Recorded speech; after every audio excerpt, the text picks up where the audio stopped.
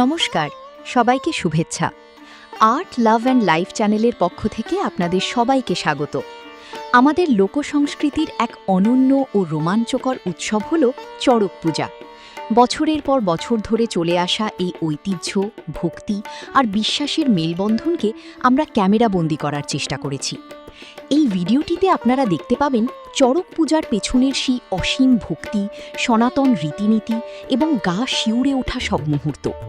সংস্কৃতি ও জীবনবোধের এই মেলবন্ধন যদি আপনাদের ভালো লেগে থাকে, তবে অবশ্যই আমাদের পাশে থাকবেন।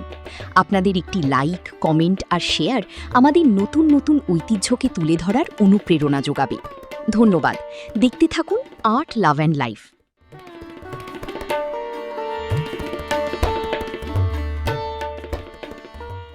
পৌরাণিক কাহিনী মতে শিবভক্ত অসুররাজ বানরাজা মহাদেবকে সন্তুষ্ট করার জন্য নিজের শরীরের রক্ত দিয়ে পূজার্চনা করতেন এবং চড়ক গাছের মতো ঘূর্ণন পদ্ধতিতে পিঠে বান ফুঁড়ে আরাধনা করেছিলেন।